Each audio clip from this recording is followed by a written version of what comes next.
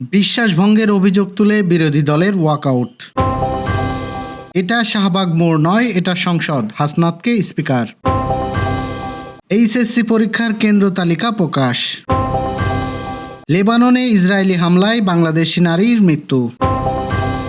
24 ঘন্টায় হামের উপসর্গ নিয়ে আরও 4 জনের মৃত্যু। মিয়ানমারের প্রেসিডেন্ট হিসাবে শপথ নিলেন জান্তা প্রধান। দর্শক, শুনছিলেন শীর্ষ খবরের প্রধান শিরোনাম, এবার বিস্তারিত। তার আগে আমাদের ইউটিউব চ্যানেল সাবস্ক্রাইব এবং সব খবর পেতে ফেসবুক পেজ ফলো করে রাখার পাশাপাশি ওয়েবসাইট ভিজিট করুন।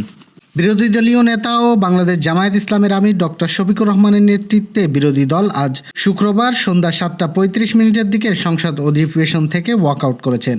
ওয়াকআউটের আগে সরকারি দলের বিরুদ্ধে বিশ্বাসভঙ্গের অভিযোগ তুলে বিরোধী দল নেতা ওয়াকআউটের সময় ডক্টর শফিকুর রহমান বলেন, আজকে আমরা দুঃখ নিয়ে সংসদ থেকে ওয়াকআউট করলাম।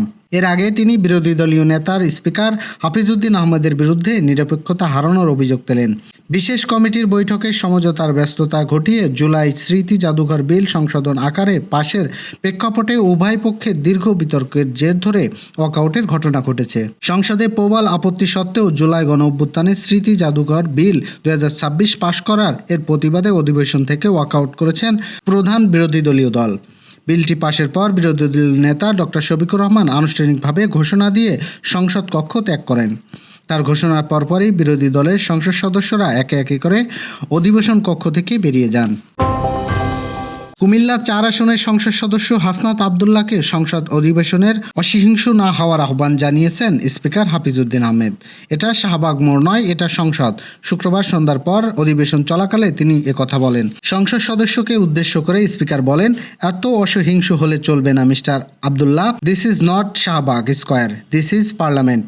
এখানে ধৈর্য ধরে অপেক্ষা করতে হবে, শুনতে হবে, আর মৌখিক কথাবার্তা স্কোপ এখানে খুবই কম, নোটিশ দেবেন। তিনি পরামর্শ দিয়ে বলেন, আইনমন্ত্রী কথা পূর্ণ বিবেচনা করা যেতে পারে, প্রয়োজনীয় নিজের মধ্যে আলাপ আলোচনা করে পরবর্তী অধিবেশনের একটি সংশোধনীয় বিল আনেন, সেটি নিশ্চয়ই সরকারি দল বিবেচনা করবে। সংসদের পরিবেশ ভালো রাখার আহ্বান জানিয়ে স্পিকার বলেন, এত বড় জুলাই অভ্যুত্থানের পর এই সংসদ হয়েছে, ইলেকশনের মাধ্যমে আমরা সবাই এখানে এসেছি, এত বড় বিরোধী দল খুব কমই এসেছে সংসদে।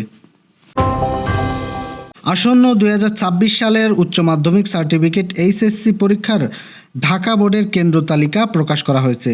এতে কেন্দ্র তালিকা, কেন্দ্রের কোড নম্বর, কেন্দ্রের আওতাধীন কলেজের নাম, কলেজের কোড নম্বর, কেন্দ্রের ভারপ্রাপ্ত কর্মকর্তা, তত্ত্বাবধায়ক কর্মকর্তা ইত্যাদি বিবরণ রয়েছে। শুক্রবার ঢাকা মাধ্যমিক উচ্চ মাধ্যমিক শিক্ষা বোর্ড এটি প্রকাশ করেছে। বোর্ডের নির্দেশনা অনুযায়ী কেন্দ্রের ভারপ্রাপ্ত কর্মকর্তারা সংশ্লিষ্ট কলেজগুলো অধ্যক্ষদের কাছ থেকে ফি গ্রহণ করবেন।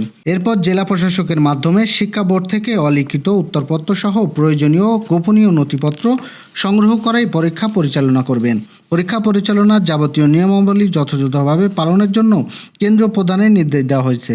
বিজ্ঞপ্তিতে আরও বলা হয়েছে, প্রতিদিনের পরীক্ষা শেষে OMR সিটের প্রথম অংশ ওই দিন সন্ধ্যা 7টার মধ্যে ডাকযোগে ঢাকা বোর্ডের কম্পিউটার কেন্দ্রে পাঠাতে হবে। একইভাবে অন্যান্য উত্তরপত্রগুলো পরীক্ষা নিয়ন্ত্রক বরাবর পাঠানোর ব্যবস্থা করতে হবে। স্বাস্থ্য অধিদপ্তরের তথ্য মতে গতকাল 8টা থেকে সকাল 8টা পর্যন্ত 24 ঘন্টায় হামের উপসর্গ নিয়ে সন্দেহভাজন 4 জনের মৃত্যুর রেকর্ড করা হয়েছে।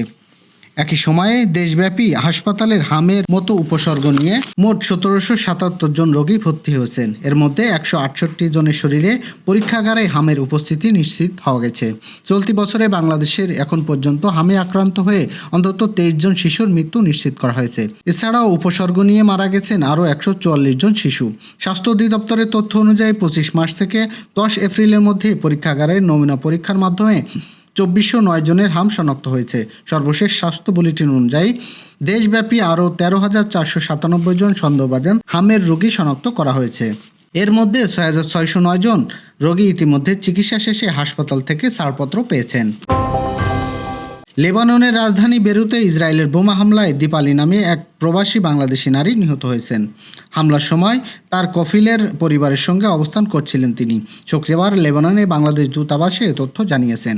বাংলাদেশের দূতাবাসের তথ্য মতে বুধবার দেরুপে হামলার এক ঘটনায় এলাকায় একজন নিহত হন। নিহত দীপালি ফরিদপুরের চন্দ্রভাষণ উপজেলার চর হাজীগঞ্জ এলাকায় শেখ মোশাররফ জওয়াল এবং রোজিনা খাতুনের মেয়ে। বুধবার বরুতে হামলার ঘটনায় নিয়োগ কর্মকর্তা পরিবারের সঙ্গে অবস্থানকালে হামলার ঘটনা ঘটে। ঘটনাস্থলেই তিনি নিহত হন বলে প্রাথমিকভাবে জানা গেছে।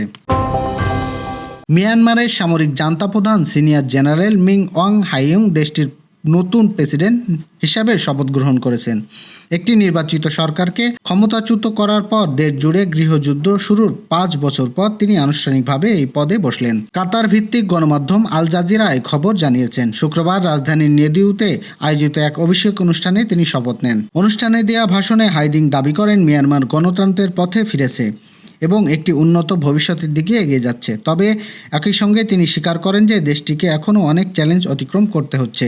গত সপ্তাহে জান্তাপন্থী পার্লামেন্ট বিপুল ভোটের ব্যবধানে জয় হন এবং 69 বয়সী এই জেনারেল এর মাধ্যমে ক্ষমতায় উপর নিরীক্ষক নিয়ন্ত্রণের পাকাপোক্ত হলো। এই পদের জন্য মনোনীত 3 প্রার্থীর মধ্যে তিনি ছিলেন একজন। বাকি 2 জন রানার আপ হয়ে উপরাষ্ট্রপতি নির্বাচিত হয়েছেন। এই ছিল এখনকার আয়োজন। পরবর্তী খবর দেখুন বেলা 3টায়। এতক্ষণ সাথে থাকার জন্য ধন্যবাদ।